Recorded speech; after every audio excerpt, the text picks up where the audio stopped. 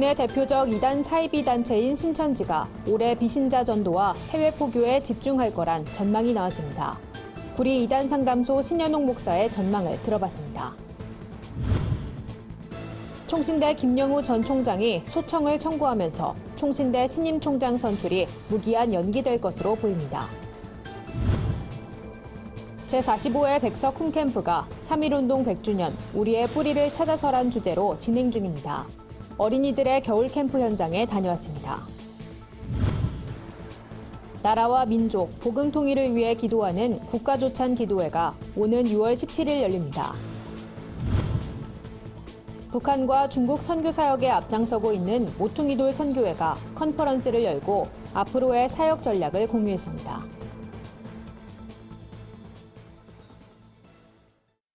안녕하십니까? 구티비 뉴스입니다.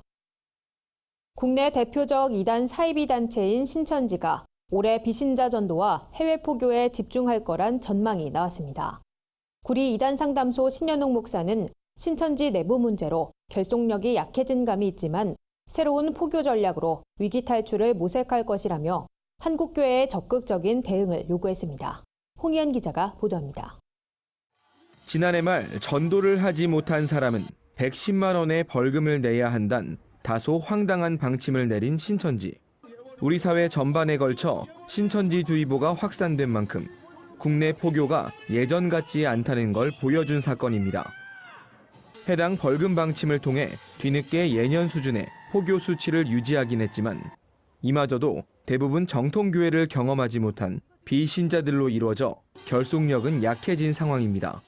비신자들에게 그 돌파구를 찾았던 게 저는 그쪽에서 볼 때 주요했다 이렇게 봅니다. 그래서 지금은 거의 우리가 볼 때 50%, 60%, 70%를 육박해요. 비신자들 비율이. 신천지는 이 같은 분위기를 탈피하기 위해 해외 포교 전략에 힘을 쏟고 있습니다. 지난해 해외 신도가 6,448명 늘었단 신천지 내부 보고를 보면 비교적 예상 밖의 성과를 거두고 있다는 점을 알 수 있습니다. 성과에 힘입어 올해도 해외 포교에 집중할 걸로 예상됩니다. 포교를 위해 미혼인 여신도들에게 해외 현지인과 결혼하도록 강요하는 등의 행동을 서슴지 않았단 탈퇴자의 증언도 나왔습니다. 이혼한 늙은 할아버지여도 건물이 있는 사람이면 신천지 하나님 나라를 위해서 결혼할 수 있겠느냐 없겠느냐 자주 물어보면서 이것은 믿음의 문제다라고 하는 경우가 있었습니다. 구리 2단 상담소 신현욱 목사는 신천지의 이 같은 해외 포교에 보다 적극적인 모습으로 대처해야 한다고 강조했습니다. 신천지의 해외 포교가 아직은 크게 성장하지 못한 단계지만 날이 갈수록 이 전략에 집중할 거란 전망이 나오기 때문입니다. 구리 2단 상담소는 첫 번째 대응으로 현지 선교사들에게 신천지의 포교 정보를 공유하며 대응 방안을 마련할 수 있도록 돕는 일에 나섰습니다. 사전 정보들이 빨리빨리 제공이 돼서 우리 선교사님들이 현지인들에게 현지에 이들이 신천지라는 것을 적극적으로 알려서 피해를 줄이는 이런 역할까지. 다소 충격적인 신천지의 전략도 소개됐습니다.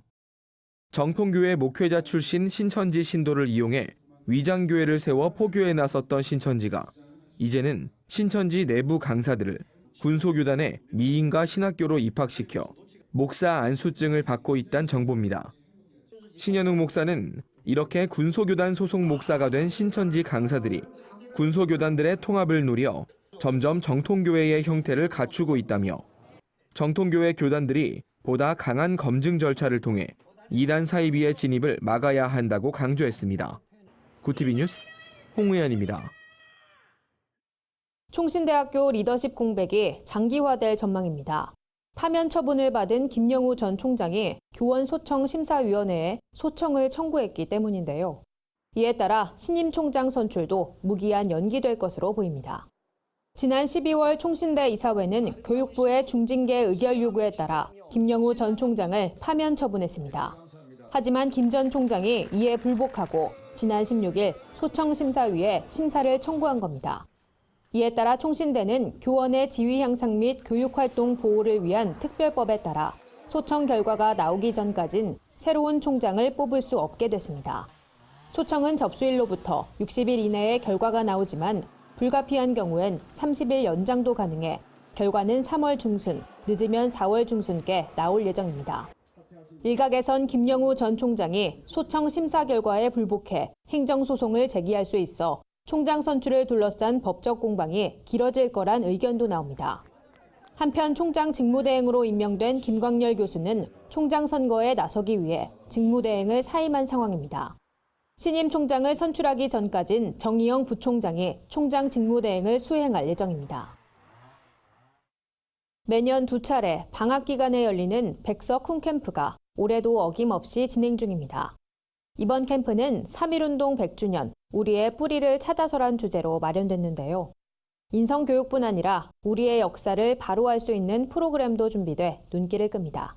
현장에 한혜인 기자가 다녀왔습니다.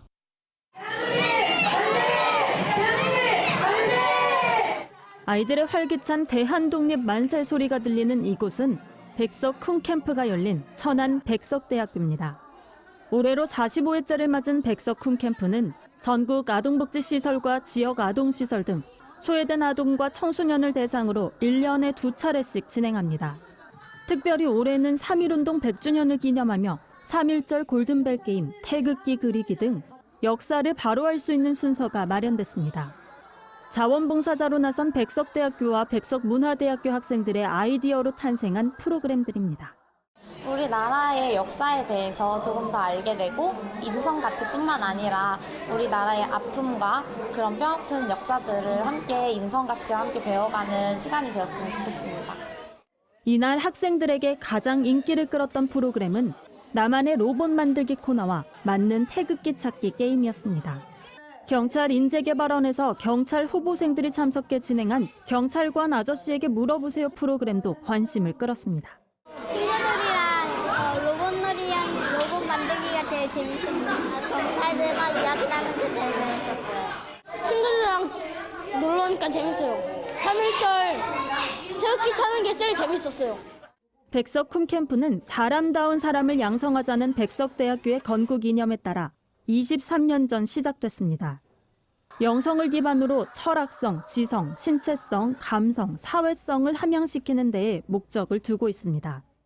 저희 대학이 하나님과 함께, 이웃과 함께, 너와 내가 함께하는 그런 사회적 책임을 감당하고자 합니다. 저희 대학에서 인성교육을 받고 프로그램을 참여한 어린이들이 저희 대학의 취지만큼 세상에 빛이 되고 소금이 되어서 미래 사회의 주역이 되는 어린이가 되기를 진심으로 소망합니다.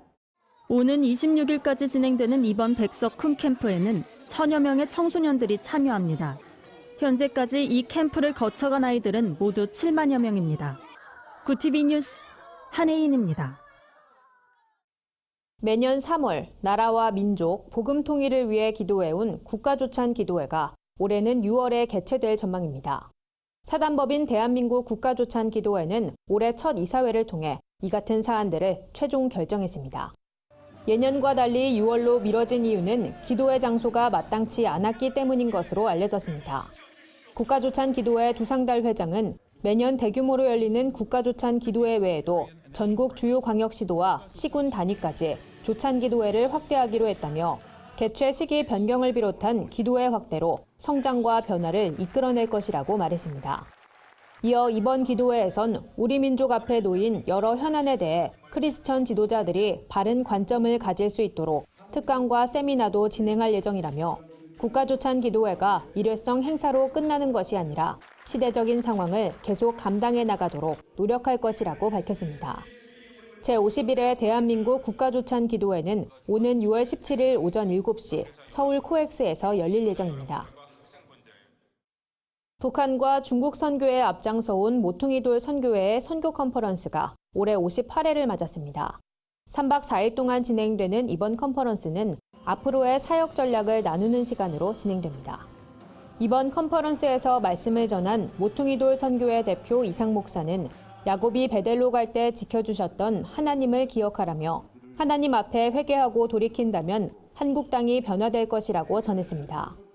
이어 강의를 맡은 탈북민 출신의 한 목회자는 앞으로 다가올 통일에 맞는 체제를 잘 준비해야 한다며 이제는 보다 현실적인 문제들에 대해 고민할 필요가 있다고 목소리를 높였습니다. 이번 선교 컨퍼런스는 어린이들과 청년들을 위한 시간도 따로 마련돼 눈길을 끌었습니다. 모퉁이돌 선교회는 올해 주요 사역으로 북한 지하교회와 중국 가정교회의 자생을 돕는 일에 앞장설 계획이라고 밝혔습니다. 오늘의 해외 주요 뉴스를 오현근 기자가 전해드립니다. 구티비 월드와이드입니다. 폭설이 내린 미국 일리노이주 시카고 근교에서 초등학교 6학년생 여자 어린이가 눈 속에 터널을 파고 놀다 무너진 눈에 파묻혀 숨지는 사고가 발생했습니다. 사고는 시카고 북서 교회 도시 알링턴 하이츠의 한인교회인 로뎀교회 주차장에서 일어났습니다. 한국계로 알려진 12살 정모양과 친구는 눈 속에 파묻혀 빠져나오지 못한 채 구조를 기다리다 1시간이 지난 후에야 가족과 교인에게 발견됐습니다. 시카고 일대에선 일주일 새 40cm에 달하는 눈이 내린 바 있습니다. 필리핀 정부와 의회에서 형사처벌 연령을 낮추는 방안이 논의되자 인권단체와 야권이 강하게 반발하고 있습니다. 필리핀 하원 사법위원회는 형사처벌 연령을 만 15세에서 9세로 낮추는 법 개정안을 통과시켰고 상원도 법안 검토를 시작한 것으로 알려졌습니다. 하지만 이에 대해 청소년 인권단체는 이 법안은 어린이에 대한 폭력 행위라며 범행에 이용된 어린이는 범죄자가 아니라 지원과 적절한 개입, 재활 교육을 받아야 할 희생자라고 지적했습니다. 도널드 트럼프 미국 대통령이 종교 자유의 날을 맞아 양심과 신념의 자유를 보호하기 위해 더 많은 일을 하겠다는 뜻을 밝혔습니다. 이날 연설에서 트럼프 대통령은 오늘날 불행히도 종교의 자유를 누릴 수 있는 인간의 근본적인 권리가 공격을 받고 있다며 미 행정부와 사법부는 종교 자유를 보호하기 위해 적극적으로 행동을 취하고 있다고 밝혔습니다. 한편 종교 자유의 날은 지난 1786년 토마스 제퍼슨 당시 미국 대통령이 종교 자유를 고유한 권한으로 보호하기 위해 마련했습니다. 러시아 국내선 여객기에서 술에 취한 승객이 항공기를 납치하려 시도한 소동이 벌어졌습니다. 시베리아 수르구트에서 모스크바로 운행하던 여객기 내에서 한 40대 남성 승객이 갑자기 승무원과 승객들을 위협하며 항공기를 아프가니스탄으로 몰고 갈 것을 요구했습니다. 당시 비행기엔 69명의 승객과 7명의 승무원 등 76명이 타고 있었던 것으로 알려졌습니다. 승무원들은 기지를 발휘해 중간 급유가 필요하다고 납치범을 설득했고 수르구트에서 멀지 않은 공항에 착륙했습니다. 수사당국은 소동을 일으킨 승객을 항공기 납치 혐의로 입건하고 사건 동기와 상세한 경위 등을 조사하고 있습니다. 구티비 뉴스 오현근입니다. 오늘의 사회 이슈를 홍희연 기자가 종합해드립니다. 오늘의 이슈 포커스입니다. 미국 그랜드 캐니어에서 추락 사고를 당한 박모 씨의 사연이 인터넷을 달구고 있습니다. 지난달 30일 여행 중 사고를 당한 박 씨는 현재 혼수 상태에 빠져 있으며 병원비는 무려 10억 원, 국내 이송 비용만 2억 원에 달하는 것으로 알려졌습니다. 박 씨의 여동생은 청와대 국민청원 게시판에 글을 올리고 대한민국의 청년이 고국으로 돌아갈 수 있게 도와달라고 호소했습니다. 이에 안타까움을 표현하며 16,000여 명의 사람들이 청원 동의 버튼을 눌렀지만 국가를 위한 일을 하다 다친 게 아닌 이상 해당 사고에 정부가 개입해선 안 된다는 여론도 형성되고 있습니다. 1급 발암물질인 미세먼지 저감 효과를 파악하기 위한 대대적인 인공강우 실험이 진행됩니다. 기상청과 환경부는 오는 25일 서해상에서 기상항공기를 이용해 만들어낸 인공강우가 미세먼지를 얼마나 저감할 수 있는지를 분석합니다. 인공강우를 이용한 미세먼지 저감 효과는 아직 확인되지 않았지만 효과가 입증되면 실용화를 위한 연구도 추진할 계획입니다. 지난해 육아휴직을 낸 남성 직장인이 전년보다 50% 가까이 급증한 것으로 나타났습니다. 고용노동부에 따르면 지난해 민간부문 육아휴직 급여 수급자는 17,662명으로 전년보다 46.7% 증가했습니다. 노동부는 사회 분위기가 변화한 데 더해 육아휴직 기간 소득 대체율을 높이는 등 제도적 뒷받침이 따라주면서 이 같은 결과가 나타났다고 분석했습니다. 구티비 뉴스 홍미연입니다. 주요 단신입니다. 페미니즘 강연을 주최한 학생을 징계한 한동대에 징계를 취소하란 인권위에 대해 학생과 부모들이 규탄 집회를 개최하고 한동대 총학생회는 성명을 밝혔습니다. 한동대 총학생회 누림은 인권위의 이번 결정은 한동대에 국한된 것이 아닌 대한민국 전체 대학의 자유를 침해한 것이라며 한동대 학생들이 교육과 종교의 자유 안에서 공부할 수 있도록 기도해달라고 전했습니다. 학원 복음화 협의회가 청년 전도를 주제로 공모전을 진행합니다.